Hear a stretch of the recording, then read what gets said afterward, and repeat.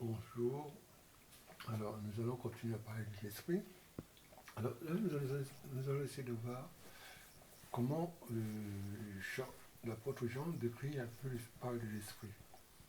Alors, nous allons lire plusieurs passages de l'évangile de Jean pour voir un peu comment Jean parle de l'Esprit Saint.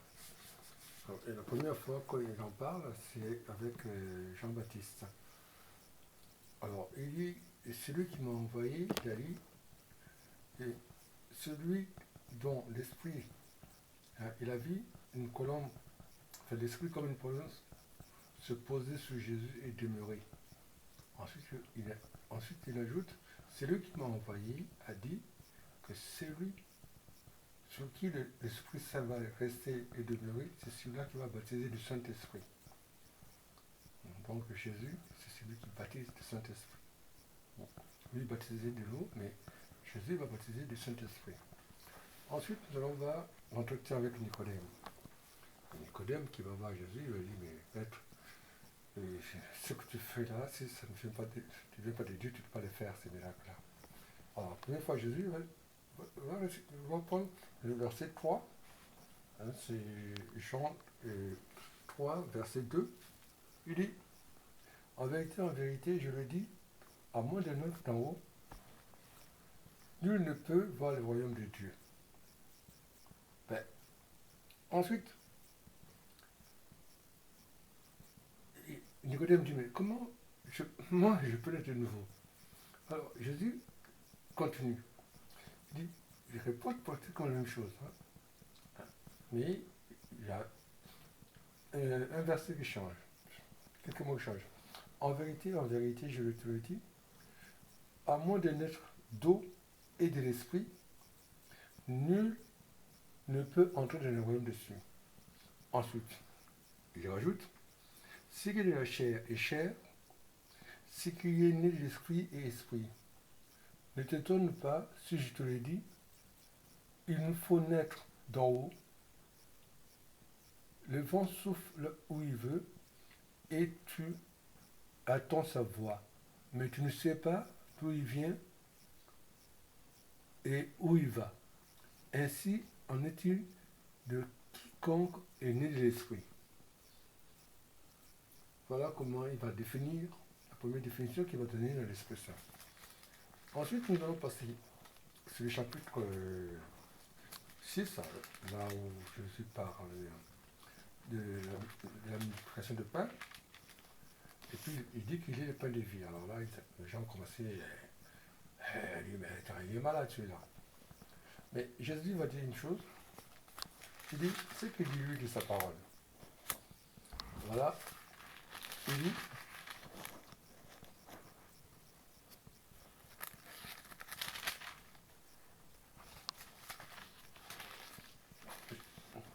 c'est l'esprit qui vivifie.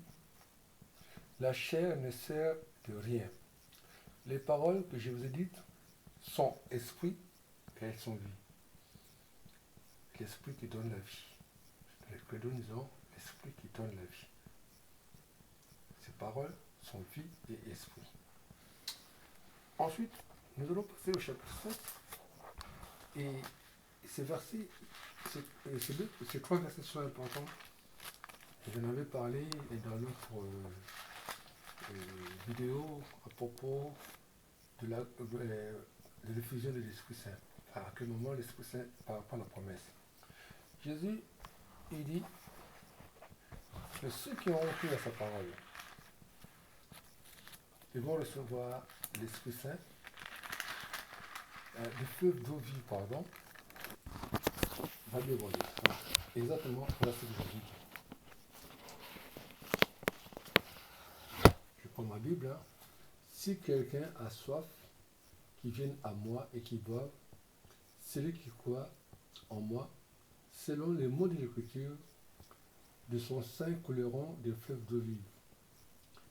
Et le verset 39 dit, il parlait de l'esprit que devaient recevoir ceux qui avaient cru en lui, car il n'y avait pas encore d'esprit parce que Jésus n'avait pas encore été glorifié. Donc, tant que Jésus n'est pas mort et ressuscité, il n'y a pas d'effusion de l'Esprit Saint. C'est ça que j'avais essayé de faire je veux dire, dans l'autre passage.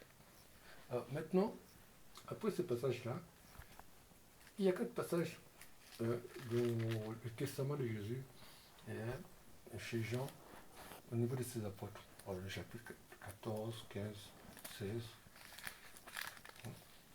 Alors, le premier, dans Jean 14 et 17,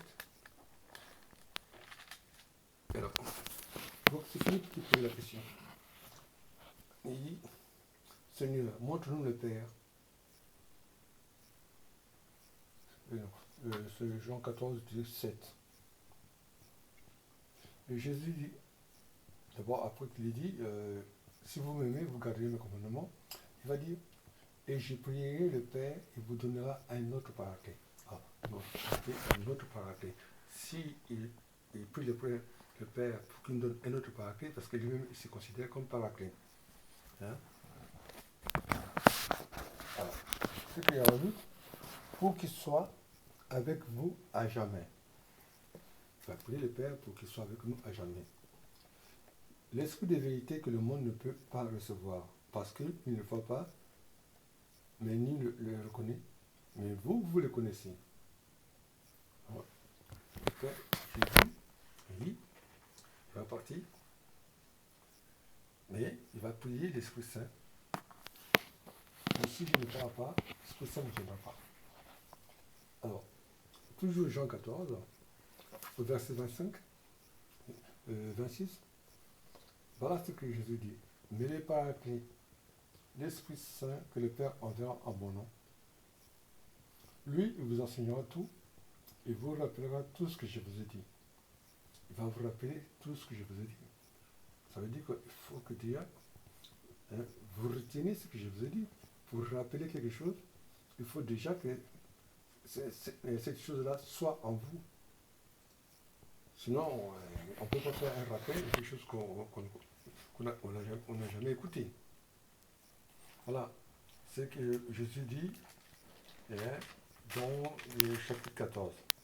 Alors, le chapitre 15, verset 26,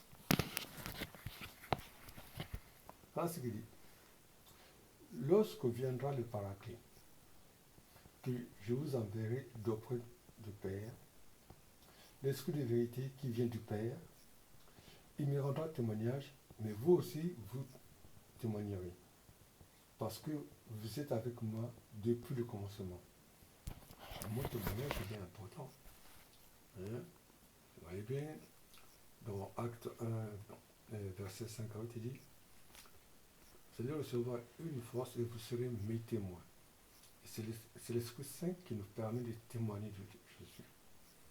Et Paul dit, dans l'Épître aux Romains, je crois, au Corinthiens 12, il dit, nul ne peut dire que Jésus est Seigneur si ce n'est pas l'Esprit Saint. Et puis,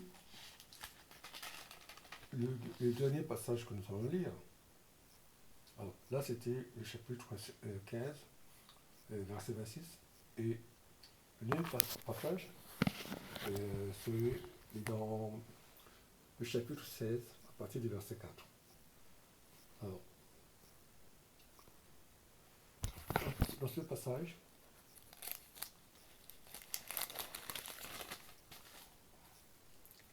alors, il dit ceci, je ne vous ai pas dit cela dès le commencement, parce que j'étais avec vous. Maintenant que je m'en vais vers celui qui m'a envoyé, aucun de vous me demande où vas-tu, et parce que je vous ai dit cela, la tristesse remplit vos cœurs. Cependant, je vous dis la vérité. C'est votre intérêt que je parte, car si je ne pars pas, le Paraclet ne viendra pas avec vous. Donc, il conditionne son départ pour que l'Esprit Saint reste avec nous. Lui, une fois établi, il établira la culpabilité de ce monde par 3 choses. Il va établir la culpabilité du monde. Voilà.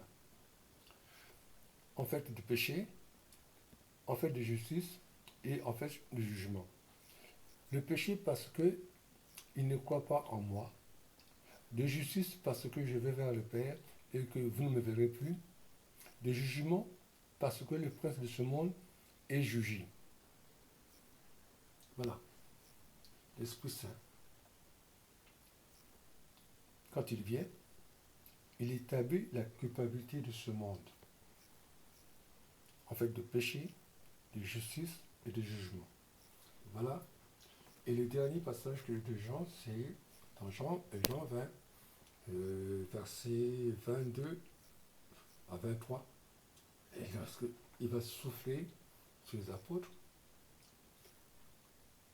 il souffle sur eux, il dit recevez l'Esprit Saint, et tous ceux à qui vous remettez les péchés seront remis. Et là, j'essaie de vous parler un peu des passages de Jean où il parle de l'Esprit Saint. Allez, que Dieu nous protège, que l'Esprit Saint vienne nous rappeler tout ce que Jésus a dit,